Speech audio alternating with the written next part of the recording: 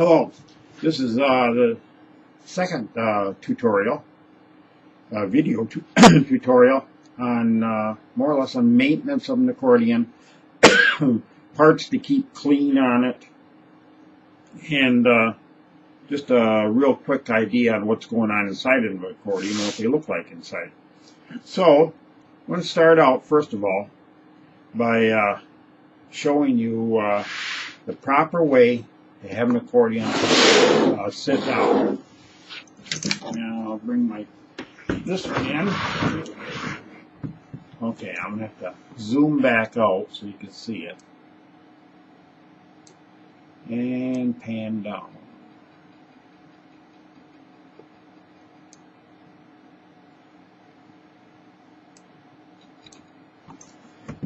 As you can see, I got the accordion sitting on the bass section, the section down in here. If you notice, on your accordion, even the little ones have four little feet at the bottom of the bass section. This is the proper way to set an accordion down on the floor or wherever you're going to set it. A lot of people will set them like this and leave them. That's wrong. It isn't like it's going to hurt it immediately, but over time, gravity works away at it, and I'll show you what I mean later on. But for now, this is the way you set them, on them little feet. If you're not going to put it back in the case, you can set it down like this. If you put it in the case, then of course it's going to be laying down. And you notice if you ever pick the case up so it's up and down, this is the way the accordion will be inside the case. Obviously, you're not going to set the case on end. It'll probably fall over. But the case will sit this way, or it'll lay flat. Either one of these work as far as the reeds go. The problem with setting the accordion up vertically, so it's up and down, is that it puts pressure on the reeds. Gravity is putting pressure on the reeds, and I'll show you that in a little while. But for right now, I'm going to go on to showing you. Okay, I'm breaking this up in several videos, and I'll put them all together in Video Studio. It's a little different than I did the first time. This time you learn a little bit all the time. Okay, now this is an old accordion. And I'm going to pan down so you can get to see it a little bit more. And then over to this side. Maybe up just a little bit so she fits. Okay, what this is, it's an old Hohner Atlantic Ford. And it's in pretty bad shape. Got a lot of air leaks. When I took it apart, I found two reeds that actually had fallen right out of the reed block. And that makes it almost, well, if you're going to play those notes, it's unplayable. So this thing needs a lot of work. This right here, I'll zoom in a little bit so you can see it. I showed you this on the accordion. Are the switches. You push these, they open areas to let air holes up to let air go across the reeds. It all depends on what switch you open as to which reeds get selected to have air flow across them. This one here is the master switch. All reeds are open. In this accordion, there's 4 reeds. 4 sets of reeds, and I'm going to show you what that looks like. I want to zoom back out here a little bit, turn it over, and this is what the 4 reeds look like right here. Trying to get it so it's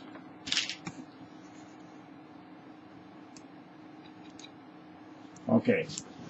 Now your reed blocks are these guys right here. I have to stand up so I can see what I'm doing here. These are the reed blocks. As you can see, there's 4. In this accordion, there's 4 on each side. I got this one open. You notice how this is gone. I got that reed block out. I'm going to show you what the reed block looks like. But consider these 2 reed blocks here all one continuous reed block. On most accordions, this is all one block going across here. This is all one. This one's split too into 2 sections. But in most accordions, all one block going across there. Same thing with this one. The same thing with this one, except I've taken the reed block out of this one.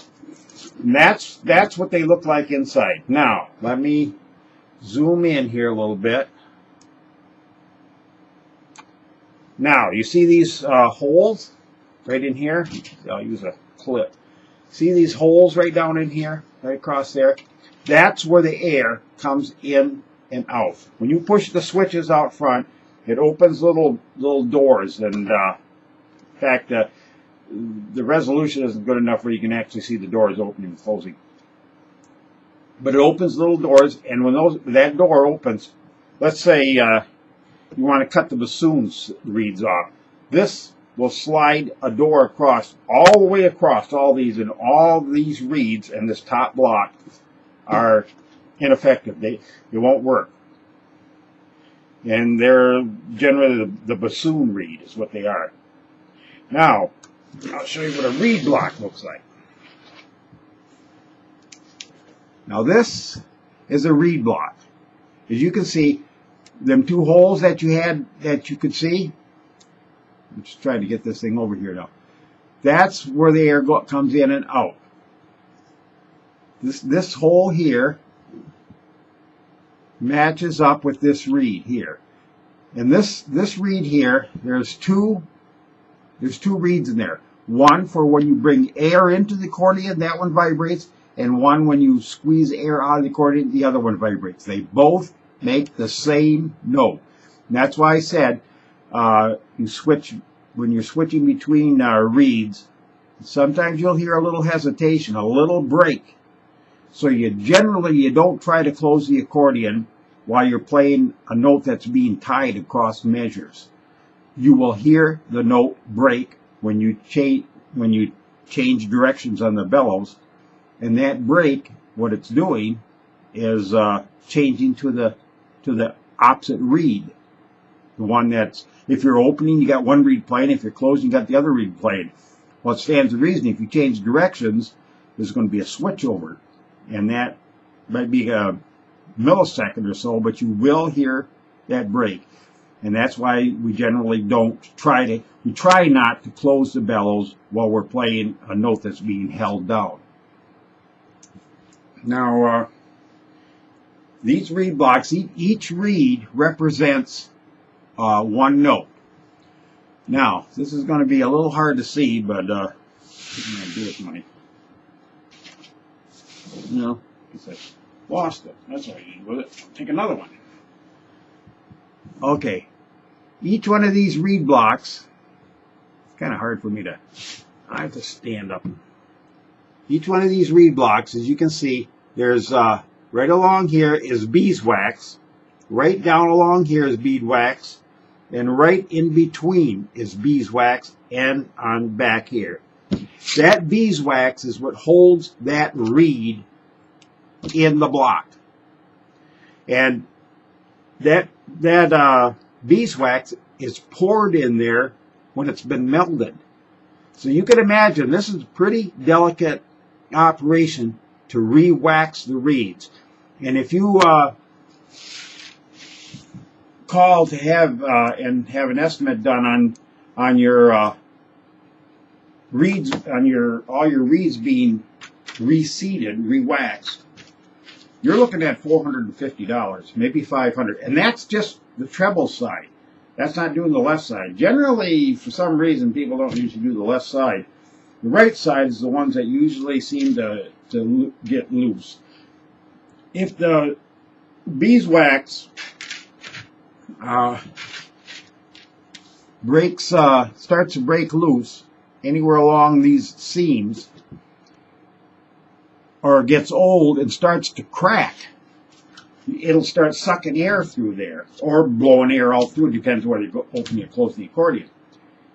And any air that goes through them cracks is not going across the reed. And if it's not going across the reed, you're losing volume, sound from that reed. The reed isn't going to vibrate properly. It might vibrate, but it might be herky-jerky type of vibrate.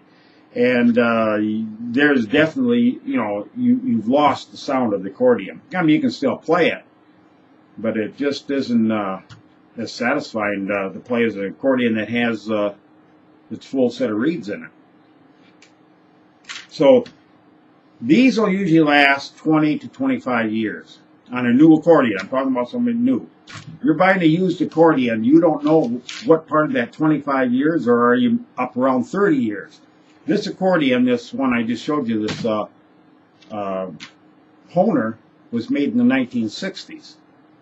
So that accordion, right off the bat, can be anywhere from, well, 49 to 40 years old. These reeds need to be re-waxed. If this accordion was going to be rebuilt, and I doubt I'm going to do that, I don't want to really put the money in it, you're looking probably at $1,200 by the time you rebuild this accordion, because you'd have to re-wax probably reeds on both sides. The keyboard on the Hohners are terrible keyboards. I'll show you that in a second. And the bellows in this accordion actually look pretty good, so I don't think they'd have to be replaced. But there are other little cracks and air holes that were sucking air. And this accordion does not sound very good, and the switching mechanism would have to be cleaned out and re-oiled and realigned and everything, and that's not doing its job like it should. So buying an old or used accordion can definitely have its drawbacks. And just because you might pay a couple $1,000s for a used accordion doesn't really mean that it's okay. In other words, if you buy it on eBay, you're going to get exactly what you bought. And most of them guys, if you look at it, they don't allow you to take returns and stuff like that. It's usually kind of as is. I've seen $2,500 accordions. They sell them as is. Well, that's telling you a whole lot right there. You don't know where it was stored. Like I told you, like I've written on my webpage, if it was stored in the basement, it's going to get a musky smell to it. You don't want that accordion. You don't want anything to do with that accordion. The reeds, these reeds right here, are generally stainless steel. Now there's some cheaper reeds that are aluminum, but these things will rust. And you put it down in a high humidity environment, and you could have rust on them reeds. Once they rust, then you're probably looking at all new reeds in the accordion, besides waxing them in when you put them in. And then the cost just gets prohibitive as to what the accordion is. It's kind of like putting $300 in a Timex watch. Nobody does that. You could if you want somebody to rebuild it for you, but there's a point where the accordion is just like this one. It's good for demonstrations, but I very seldom ever play it. In fact, I don't play it. Anyway, so when you're buying on eBay, you're taking a chance. When you're buying from a private owner, where you go to their house and look at it, at least you can try it. At least you can play it. At least you can see if it's got air leaks in it. If the bellows are rotted out on the inside, and I'll show you that too in this video. Or if the keys aren't working correctly. All kinds of stuff that you can't see on eBay. You buy a used accordion from a reputable dealer, and I've got 3 of them listed on the website, that I know for a fact are good dealers. You got a whole lot better chance, and there's usually 90-day to a year warranty on them, depending on how good of an accordion it is. And that gives you a chance to get it home, try it out, put it through its paces, and if you see there's something wrong with it, at least you can send it back. So be careful when you buy. Pawn stores, pawn shop, at least you can try it out. But you can get some jewels in there in a pawn store, and you can get some real lemons. So you got to be careful. And I'm going to go to the next section, so I guess we'll start a new one here for the next section. Okay, now what we have here is the bellows of an accordion. This isn't from the Hohner, this is from my International. But as you can see, you know what the bellows do. They open, they close. This is one side, this is the other side. Both, one side the bass side fits into, the other side the treble side fits into.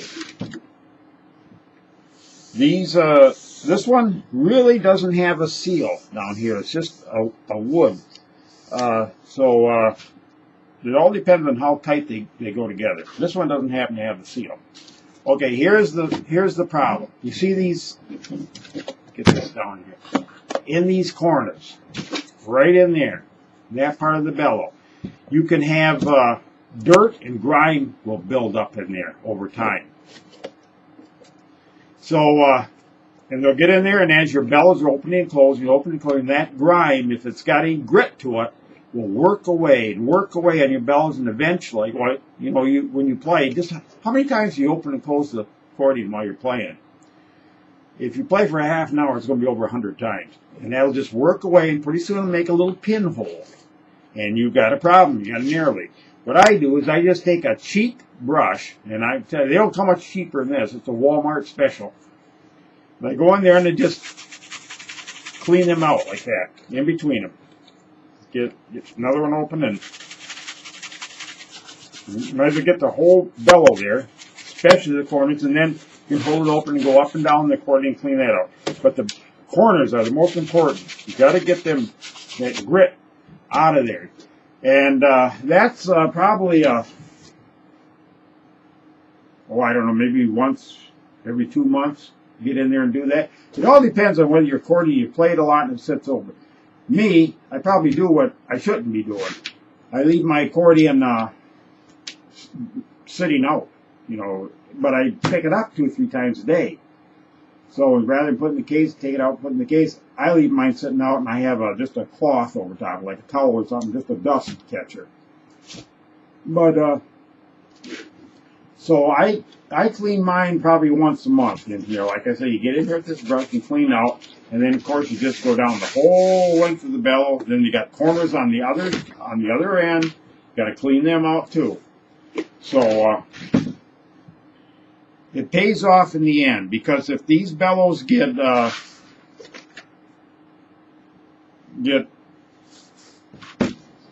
damaged, you're looking at $300-400 for a good set of bellows. You can find cheap bellows around, but for a good set, you're looking $300 to $400 for a good set of bellows. So it's something that you can prevent, preventive maintenance. So if you can prevent it, do that. Prevent them from becoming damaged. Now I'm going to stop again. I'm going to go get a reed. Let's see what a reed looks like. Okay, now this is a reed. One of those individual reeds that are in accordion. As you can see, these black strips are supposed to be tight and down. Well, that one isn't. This is a reed that had fallen out of the Hohner accordion. When I took it apart, I found this laying in the bottom of the bellows. So obviously, the wax that went on this thing. Let me bring this in here a little bit better. The wax that went on this thing that was right up and along here and all 4 sides loosened up and came out. There's still some old wax on this, but it's nothing like it. And then I found where this came out, the wood on the side that retains the reed was cracked. So there's another air hole. So this thing would, like I said, this accordion needs major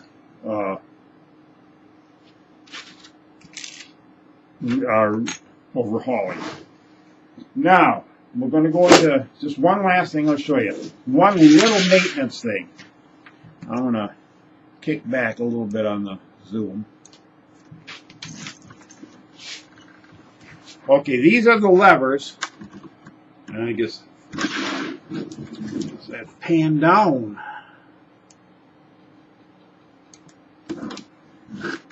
Okay, these are the levers. As you can see, how they open up. As you can see, you